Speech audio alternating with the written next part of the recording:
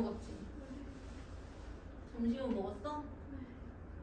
심심해 먹고 있어요. 쌤은 지금 10시부터 수업을 하고 있답니다. 전 10시부터 여기서 듣고요. 거의 이거 생각해요. 힘들답니다. 이번에는 238페이지에 놓는 점과 어는 점.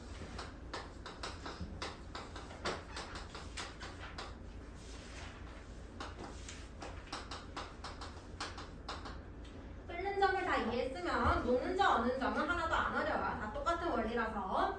녹는 점은 말 그대로 녹을 때. 얘는 고체를 가열할 때. 고체가 액체가 될 때 우리는 녹는다라는 표현을 사용하죠.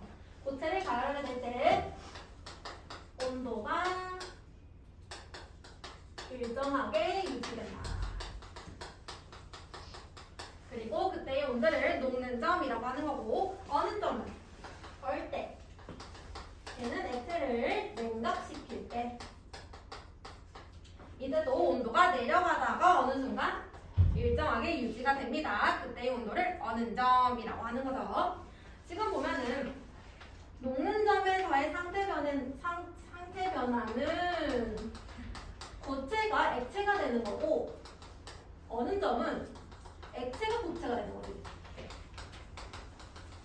지금 반대로 상태 변화가 일어나고 있는데, 그러면은 물 같은 경우는 물은 0도에서 얼어요. 얘는 그러면은 내가 얼릴 거야. 온도를 낮추죠. 0도부터 얼기 시작해. 그러면은 얼음이 됐어. 그리고 나서 다시 녹일 거야.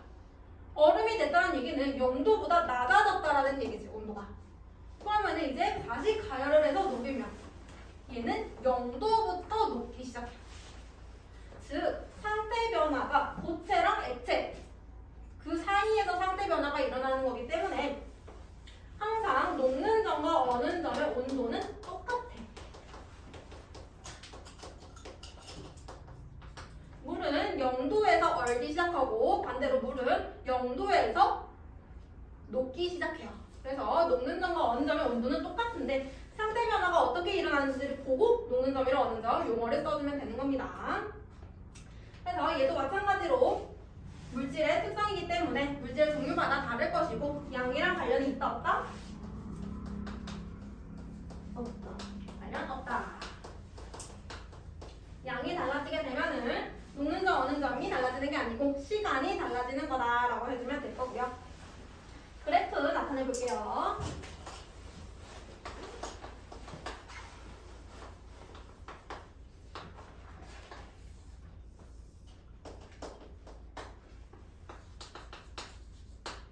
자, 처음에 녹는 점의 온도를 나타내 보면은 녹는 점을 가열시키는 거니까 온도 높아져야 되죠.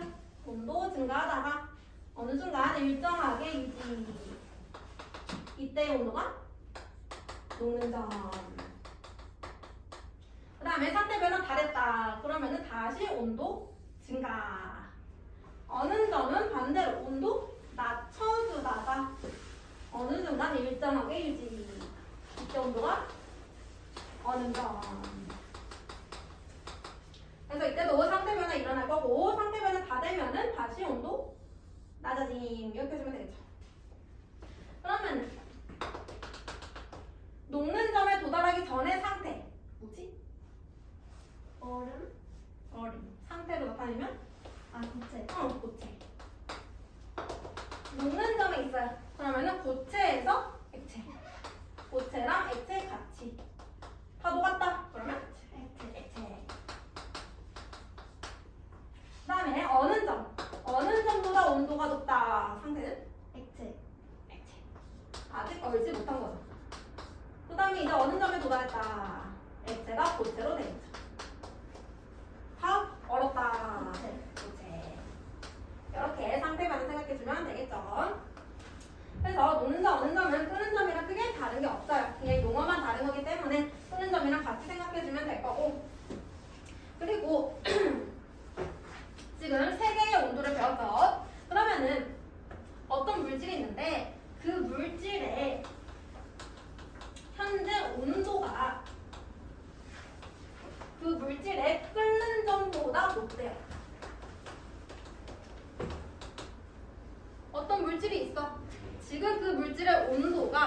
그 물질의 끓는 점보다 더 높대. 얘는 기체 상태야. 이해가요? 그러면 현재 온도가 어느 점보다 낮으면 고체. 낮으니까 고체. 다 얼었겠죠. 그치? 그러면 현재 온도가 끓는 점보다는 낮은데 녹는 점보다는 높아요.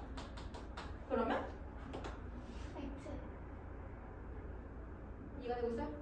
녹는 점보다 높으니까 녹았어. 근데 끓는 점에 도달 못했네. 끓진 못했어. 얘는 액체가 되겠어.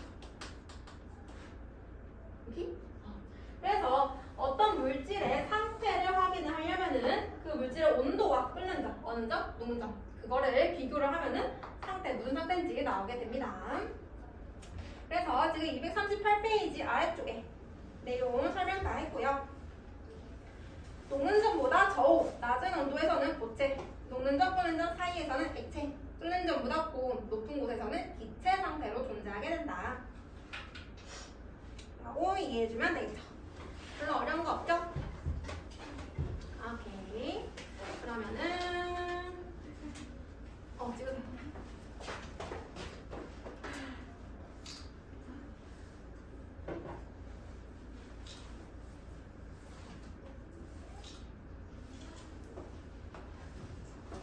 그러면은 우리 이제 온도 했으니까 앞에 236페이지 넘어가 볼게요.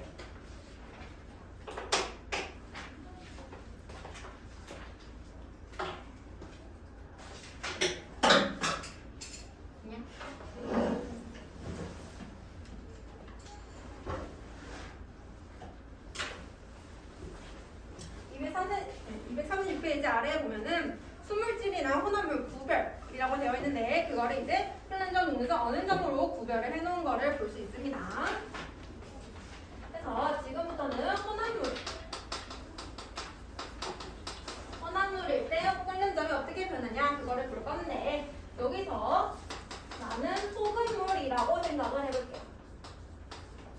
혼합물 중에서도 소금물을 다뤄볼게. 자, 소금물을 끓여보자.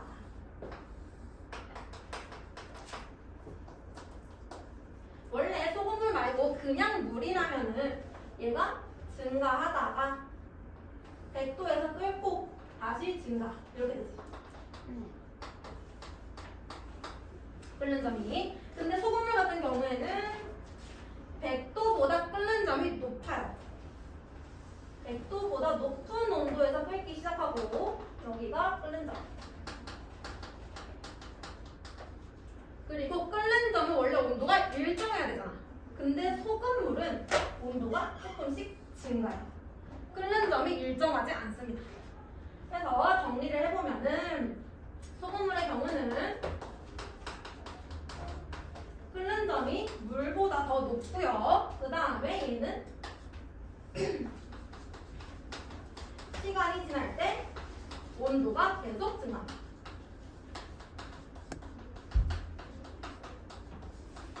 그래서 저 그래프만 봐도 뭐가 수물질이고 뭐가 혼합물인지 구분이 되죠. 혼합물은 온도가 일정하지 않고 수물질은 온도가 일정하고. 그래서 소금물이 왜 저렇게 되는지 한번 보면은 소금물 안에 소금이랑 물이 같이 있어. 근데 소금이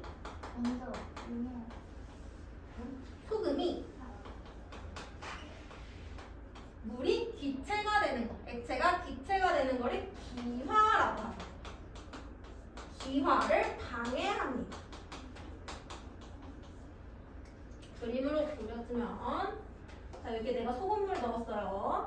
원래는 이 표면부터 이제 기체가 될 거야. 기화를 할 거야. 근데 여기에 물 입자도 이렇게 있는데 소금의 입자도 여기 있어. 그러면은 이 소금은 기화가 잘 안 일어나니까 여기 그대로 있을 거고 대신에 물의 기화를 방해해. 기를 막아버리는 거지. 그래서 소금이 물의 기화를 방해하게 되고요. 그래서 더 많은 에너지가 필요해요. 기화를 시키려면. 그렇기 때문에 끓는 점 높아지는 거. 그리고 물이 끓기 시작했어. 물의 입자가 이렇게 날아가지. 그래야지 여기 안에 소금물 안에 물의 양은 어떻게 돼요? 소금은 기화가 안 일어났는데 물만 기화가 됐어. 그러면은 물의 양은 비교적 줄어들게 되면서 소금물의 농도가 진해져.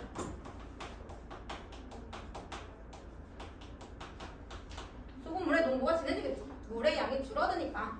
그러면은 소금이 상대적으로 물보다 더 많이 있을 거고 물의 기화를 더 많이 방해하겠지. 그래서 끓는 점이 점점 높아지는 거야. 이해가 돼요? 소금물의 농도가 진해질수록 끓는 점이 높아지게 됩니다. 그 다음에 이번에는 어는 점을 봅시다. 물의 어는 점은 0도. 얘는 물의 어는 점. 소금물 같은 경우에는 0도보다 더 낮은 온도에서 얼고요. 얘도 얼 때 온도가 계속 낮아. 이렇게 소금. 얘도 쟤랑 똑같습니다. 어는 점이 더 낮은 이유는 이때도 소금이 물에 고체되는 거. 응고. 응고를 방해하기 때문에. 물이 얼어야 되는데 그거를 소금이 방해하기 때문에. 그래서 더 온도를 낮춰줘야지 얼 수가 있는 거. 그 다음에 얘도 얼 때 온도가 계속 낮아진다.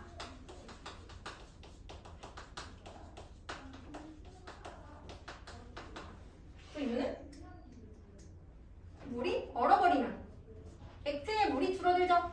그러면 남아있는 소금물의 농도는 농도가 진해집니다. 그래서 물이 얼수록 소금물의 농도는 점점 진해질 거고요. 그러면 소금이 더 많이 방해하니까 어느 점 더 낮아져야죠. 그리고 녹는 점.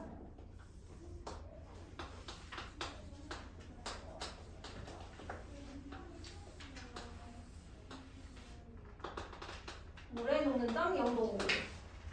근데 녹는 점이랑 어는 점 똑같다고 했지. 그러면 녹는 점은 물보다 낮아야 돼, 높아야 돼? 소금물의 녹는 점은 0도보다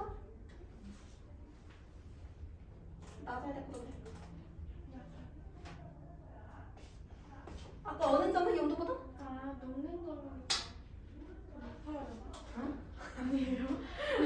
맞아요. 자, 다시 들어오세요. 자, 어는 점, 소금물의 어는 점은 0도보다 낮죠. 근데 어는 점이랑 녹는 점의 온도가 똑같죠? 아, 녹는 점도 0도보다 낮아야죠. 오케이. 그래서 녹는 점은 0도보다 낮은 온도에서 녹고요. 얘도 마찬가지로 온도는 계속 변하게 됩니다. 다 똑같은 원리이기 때문에 같이 생각해주면 되고 녹는 점, 어는 점, 끓는 점이 어떻게 변하는지 왜 그렇게 변하는지 그 정도만 이해하고 있으면 아무 문제 없습니다. 그리고 지금 책에 보면은 생활 속 현상, 이거를 이용한 생활 속 현상들이 다 나와져 있어요. 하나씩 볼게요. 첫 번째, 가열복선. 달걀을 삶을 때 물에 소금을 넣는다. 물에 소금을 넣으면 끓는 점 어떻게 돼? 높아지죠. 그러면 더 높은 온도에서 조리되니까 빠르게 조리를 시킬 수 있겠죠. 국수를 삶을 때 물에 소금을 넣으면 면발이 더 쫄깃쫄깃해진다. 얘도 마찬가지로 끓는 점 높아지면 더 빨리 조리가 될 거고 그래서 면발이 불지 않고 쫄깃쫄깃하게 조리가 된다. 그 다음에 냉각 복선. 겨울철 자동차 냉각수가 얼지 않도록 부동액을 넣는다. 부동액은 혼합물이에요. 혼합물. 그래서 혼합물을 넣었어. 어는 점이 어떻게 돼요? 낮아지겠지. 그러면은 겨울에 웬만큼 춥지 않는 이상 얼지 않겠죠. 엄청 온도가 낮아야지 얼 수 있습니다. 그 다음에 겨울철 눈이 쌓인 도로 위에 염화칼슘을 뿌려 도로가 어는 것을 방지한다. 염화칼슘이랑 물 섞이면 혼합물 되겠죠. 그래서 어는 점 낮아진다. 그래서 겨울에 눈이 얼음이 있으면 너무 미끄럽잖아. 그래서 어는 점을 낮춰서 얼지 못하게 만드는 거. 액체 상태로 존재하게 만드는 거. 이해가 되고 있어요? 그 다음에 녹는 점. 보면은 땜납은 쉽게 녹음으로 금속을 붙일 때 사용한다. 땜납은 금속끼리 섞여져 있는 혼합물이고요. 땜납의 녹는 점은 낮아지겠죠. 혼합물이니까. 그래서 땜납은 비교적 쉽게 녹을 수가 있어요. 그래서 금속끼리 붙일 때 땜납 녹여가지고 접착제, 풀처럼 사용하는 거죠. 그 다음에 퓨즈는 센 전류가 흐를 때 쉽게 녹아서 전류를 차단하는 데 사용한다. 퓨즈도 마찬가지로 금속끼리 섞여있는 거 혼합물이고요. 퓨즈를 이용할 때는 줘도 돼? 궁금하다. 퓨즈를 이용할 때는 우리가 전기기구를 사용할 때 회로가 있지. 여기 건전지.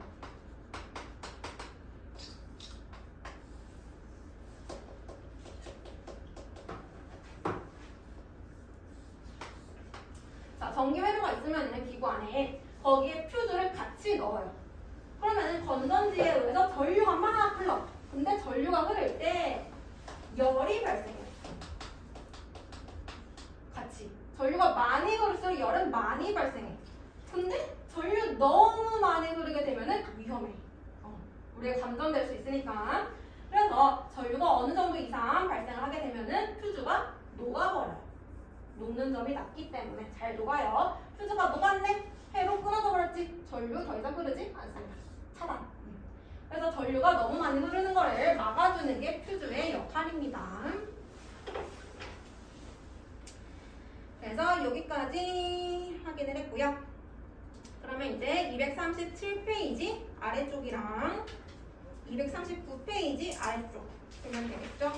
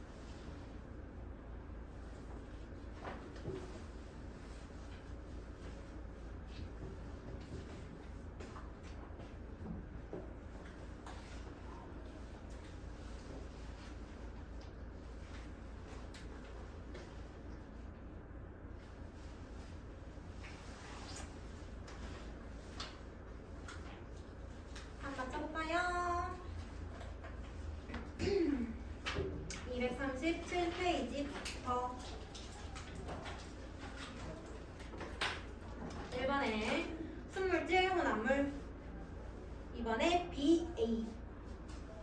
3번에 끓는 점 녹, 어는 점 낮, 녹는 점 낮.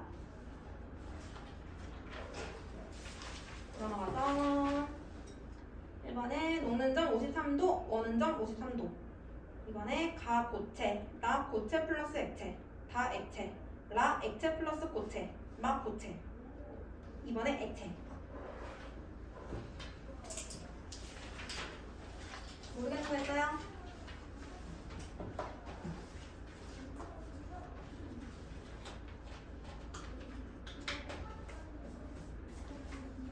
넘어가도 됩니까? 오케이. 자, 넘어가서요. 240페이지부터 243까지 숙제.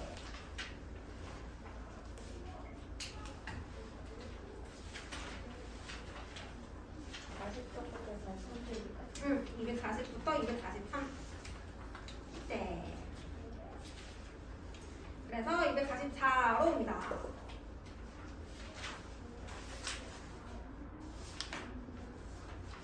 자, 244페이지 오게 되면은 물질의 특성 계속 할 거고요. 마지막 밀도 얘기만 하고 마칠게요. 물질의 특성 4번째. 밀도 얘기를 해볼 건데, 밀도를 알려면은 그 전에 부피와 질량에 대해서 먼저 알아야 됩니다. 자, 아까 부피와 질량은 물질의 특성이 될 수가 없다고 했죠? 부피와 질량은 물질의 특성이 될 수가 없고요. 이때 부피라는 거는 그 물질이 차지하는 공간을 의미하는 거고, 질량은 그 물질의 고용한 양을 얘기를 합니다. 그래서 보통 부피 얘기할 때 단위는 밀리리터나 리터, 혹은 고체면은 세제곱센티미터 이런 거. 부피 구할 때 가로구닥에 세제곱센티 부피 저거 했던 거. 그게 부피고, 질량은 그람이나 킬로그램 단위를 사용하게 되죠. 질량을 측정할 때 그냥 우리 저울에 놓으면 되지. 그냥 질량 측정될 거고요. 부피는 측정할 때 눈금 실린더를 사용해요. 눈금이 그려져 있는 실린더야.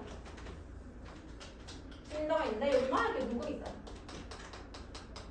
그래서 액체 같은 경우에는 그냥 여기 부으면은 그 눈금 읽어주면은 그게 부피고요. 고체 같은 경우에는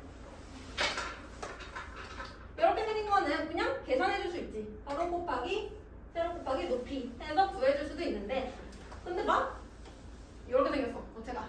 그럼 얘 어떻게 구해요? 부피 계산 못하죠. 그래서 이렇게 생긴 고체의 부피를 측정하려면은 눈금 실린더 안에 넣을 건데, 얘를 넣기 전에 이때 먼저 액체의 부피를 측정하고, 넣기 전에 액체 부피 측정하고 그 다음 넣어요. 그럼 부피 증가하겠지. 그러면 그 증가한 부피, 나중에 측정된 증가한 부피에서 처음 부피를 빼주면은 고체 부피 나오죠. 그죠? 그래서 고체는 넣어서 부피 측정해주면 됩니다. 그래서 부피랑 질량 같은 경우에는 물질마다 고유한 값은 아니죠. 그래서 물질의 특성이라고 할 수 없다라고 했어요. 근데 밀도는 얘는 단위 부피당 질량. 밀도도 부피와 질량에 관련된 거예요. 밀도라는 얘기는 단위 부피를 일정하게 유지했을 때, 부피를 다 일정하게 똑같이 맞춰. 그리고 나서 그때의 질량을 측정한 거를 밀도라고 얘기를 합니다. 그래서 밀도 구할 때는 밀도는 질량을 부피로 나눠주면 돼요. 밀도는 부피분의 질량으로 구할 수 있어요. 부피분의 질량. 그래서 밀도도 결국에는 부피와 질량을 계산한 값인데, 근데 얘는 물질의 특성이 될 수 있어. 모든 물질들은 자기만의 고유한 밀도를 가져요. 부피와 질량 그 자체만으로는 변할 수 있지만 같은 부피일 때 질량은 변할 수 없어. 이해가 조금 돼요? 부피도 변할 수 있고 질량도 변할 수 있어. 대신에 같은 부피일 때 질량이 변할 수 없어. 물. 자, 내가 물의 질량을 측정할 건데 물을 10ml 준비했어. 물 여기서 10ml 준비하고 10ml 준비하고 10ml 준비하고 10ml 준비했어. 근데 얘 막 질량이 10g인데 얘 막 질량이 15g이고 얘는 막 질량이 5g이고 이럴 수가 없다는 얘기예요. 부피가 전부 다 같으면 질량도 전부 다 같겠지. 오케이? 그래서 질량을 부피로 나눈 밀도는 물질마다 고유한 값을 가진다라고 얘기를 합니다. 246페이지로 넘어오게 되면요. 밀도에 대한 얘기 나와져 있고 그대로 나와져 있고요. 단위는 질량을 부피로 나눠주면 되겠죠. 그래서 질량이 그램, 부피가 세제곱센티미터. 이때 단위는 g을 세제곱센티미터로 나눠주는 거. 이런 식으로 구해주면 됩니다. 자, 그 다음에 내가 여러 가지 물질을 준비했어. 준비를 했는데 밀도가 얘는 1, 얘는 3, 얘는 2, 얘는 5 밀도가 다 달라요. 다 다른 물질이겠지. 그러면 부피를 다 똑같이 맞춰준다. 이렇게 똑같이 맞춰줬어요. 그럼 우리 질량 구할 수 있지. 밀도랑 부피 알고 있으면. A의 질량은 얼마예요? 10. 그러면 부피분의 질량 했더니 1 나오네요. B의 질량은요? 30. C는? 20. D는? 50. 밀도가 다르니까 같은 부피일 때 질량이 다르네. 그치? 그러면 얘네들이 이제 한 곳에 섞을 거야. A, B, C, D를 섞어볼 거야. 그러면은 얘가 제일 무겁고 얘가 제일 가볍지. 무거운 거는 아래쪽으로 가라앉을 거고 가벼운 거는 위쪽으로 뜰 거야. 이해가 돼요? 무거운 거는 아래쪽에 가라앉고 가벼운 거는 위에 뜰 거야. 그래서 얘네들을 다 섞어보면은 질량이 큰 거부터 D가 가장 아래쪽, 그 다음에 B, 그 다음에 C, 그 다음에 A 여러 개 층을 이루게 돼요. 그러면은 부피를 맞춰줬지만 굳이 부피를 맞춰주지 않아도 밀도가 다르면은 층을 이루게 되고요. 아래쪽에 있을수록 밀도가 큰 거죠. 그래야 질량이 크니까. 위쪽에 있을수록 밀도가 작은 게 되겠죠. 그래서 얘는 층 보고 밀도 큰 거 순서대로 찾을 수 있겠죠? 별로 어려운 거 아니고요. 그 다음에 이거랑 관련된 현상, 헬륨풍선을 불게 되면 헬륨풍선은 그냥 풍선이랑 다르게 위로 올라가려는 성질을 가져요. 그냥 풍선 부르면 그냥 아래로 떨어지거든요. 근데 헬륨풍선은 위로 뜨는데 그 이유가 공기보다 밀도가 그렇지.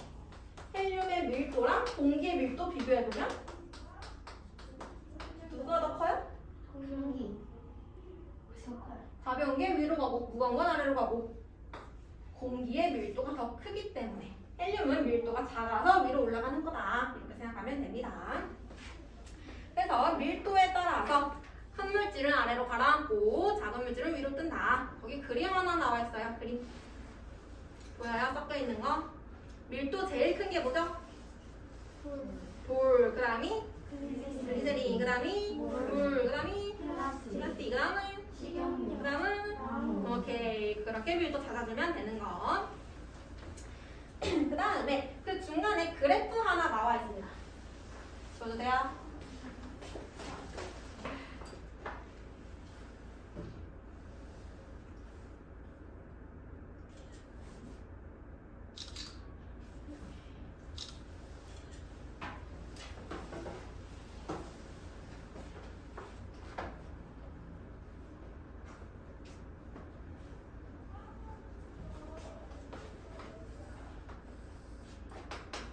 X축이 부피, Y축이 질량.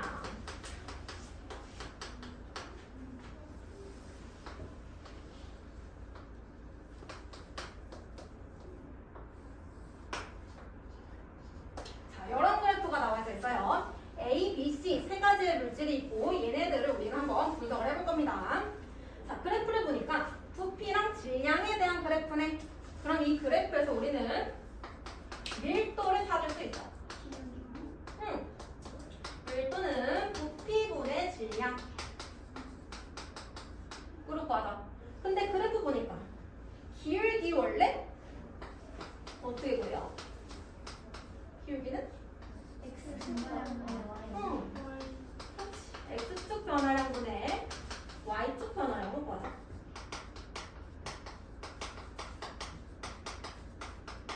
근데 X축이 뭐야? 부피. Y축은? 질량. 오케이. 그래서 기울기 구해보면요. 부피 변화분의 질량 변화가 될 거고, 따라서 기울기는 밀도다가 나오죠. 그래프에서 기울기가 의미하는 게 밀도가 될 거고, 보니까 A와 B의 기울기가 어때? 같아요. 같네? A, B는? 밀도가 같아요. 밀도 같아. 왜? 그렇지. 같은 물질이니까. A와 B는 같은 물질인 걸 알 수 있고요. 그러면 C는 A, B에 비해서 기울기 어때요? 작아요. 작지. 그럼 밀도가? 작아요. 작아요. A, B가 밀도 크고 C는 그거에 비해서 작다. 이렇게 찾아주면 되겠지. 그래서 같은 그래프 상에 있으면은 같은 물질이다 라고 생각하면 되고, 기울기가 가파를수록 밀도 커진다 이렇게 보면 됩니다. 그 다음에 2번 밀도, 거기 2번 보면은 물질의 상태에 따른 밀도를 한번 볼게요. 자, 밀도는 물질의 특성이라고 해서 그렇기 때문에 얘는 같은 물질이면은 변하면 안 돼. 그지? 근데 그렇지만은 않아요. 항상 예외라는 게 있지. 밀도는 물질의 특성이지만 같은 물질이어도 상태에 따라 달라요.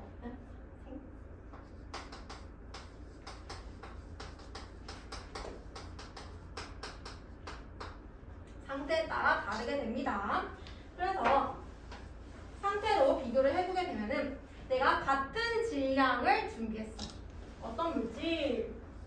A라는 물질이 있어. 얘를 준비했는데 고체, 이네랑 액체, 이네랑 기체, 이네를 준비했어. 고체의 A, 액체의 A, 기체의 A. 그 다음에 질량을 맞췄어. 100g. 질량이 동일하네. 그러면 결국에 밀도를 결정하는 거는 부피가 밀도를 결정하겠죠. 그러면은 부피를 측정을 해야 되는데 누가 제일 부피가 클까? 기체? 쟤네들의 입자 상태를 보면은 고체는 입자들이 따닥따닥 붙어있어요. 이렇게 따닥따닥 붙어있고, 기체는 입자가 엄청 떨어져 있어. 그러면 같은 수의 입자가 있으려면 입자의 수가 같아야 질량이 같죠. 같은 수의 입자가 있으려면은 기체의 부피가 훨씬 크겠죠. 그래서 부피를 비교해보면요, 고체는 제일 작고 그 다음에 액체 그리고 기체가 제일 크다. 부피 비교 먼저 하고 그 다음에 밀도. 자, 밀도와 부피는 반비례 관계. 부피 커지면은 밀도 어떻게 돼? 작아요. 밀도 작아져.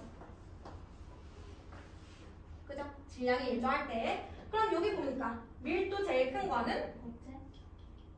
같은 질량일 때 부피가 제일 작은 고체가 밀도 클 거고요. 그 다음이 액체 그리고 기체는 밀도가 가장 작게 되겠죠.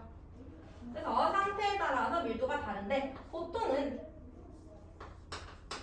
고체가 가장 크고 그 다음이 액체 그리고 기체일 때는 밀도가 작아요. 근데 여기도 예외가 있어. 예외 청구. 보통은 고체, 액체, 기체 순 맞는데 물만 예외. 물은 어떻게 되냐면 얘는 액체가 밀도가 가장 크고요. 그리고 고체, 그리고 기체. 물만 달라요. 우리가 저 음료수 생각하면은 음료수 안에 얼음을 넣어. 얼음이 떠 가라앉아. 얼음은 보통 떠요 위로. 그 말은 얼음의 밀도가 물보다 작아요. 작다란 얘기죠. 얼음의 밀도가 물보다 작아요. 이거는 사실은 액체랑 고체를 이루는 분자 구조 때문인데 자세하게 설명은 안 들어갈게요. 그냥 흘려 들으세요. 액체는 H2O는 하나의 입자가 여러 개 생겼어요. 그러면 얘는 여러 개의 입자들이 이렇게 붙어 있을 수 있지. 지금 이 안에 3개의 입자가 들어있어. 근데 얼음은 육각형. 하나의 입자가 여러 개 생겼어요. 그렇기 때문에 얘가 3개 붙어 있으려면은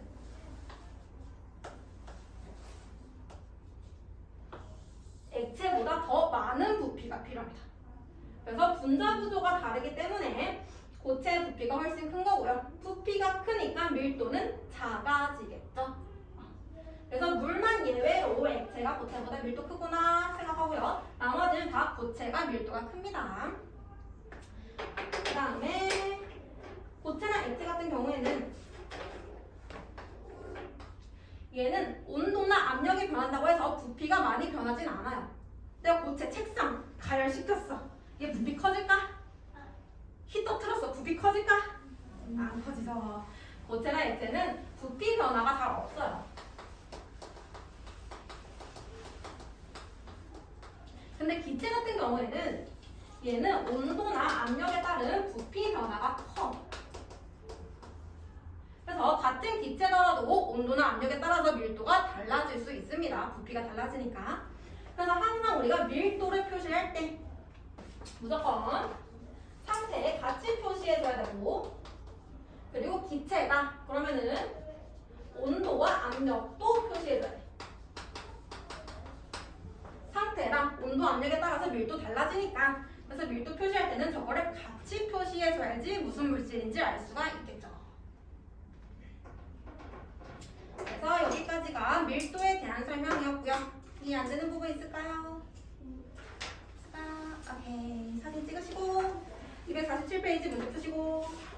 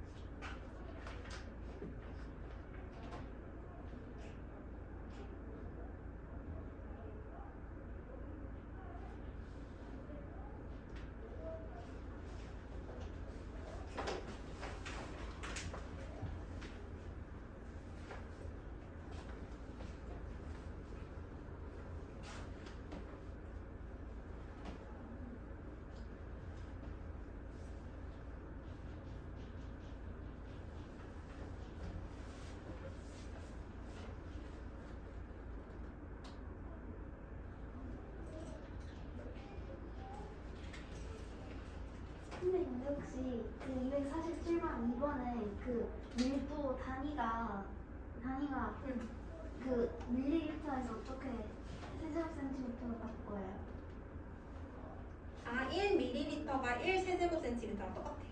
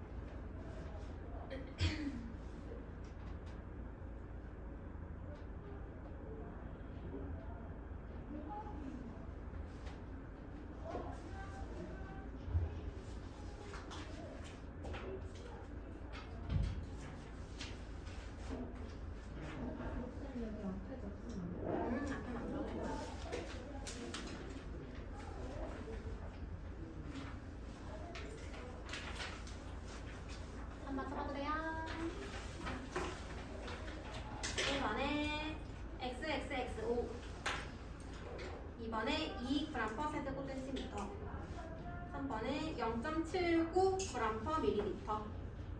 4번에 CBA. 밑에 1번 큰, 작은. 2번 밀도. 먹이는 거.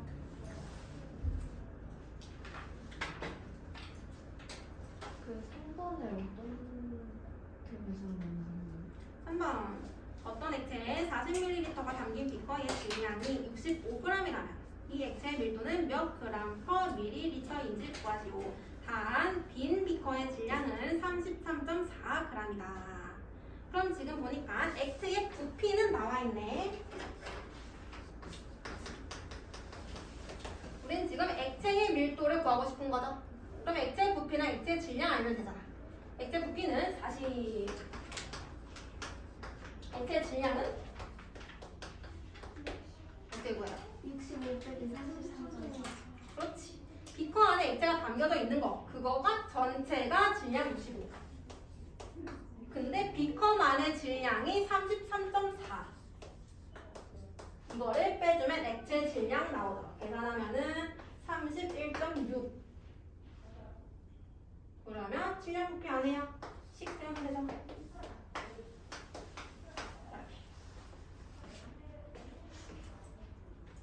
그렇게 계산을 해주시면 0.79가 나온다고 합니다.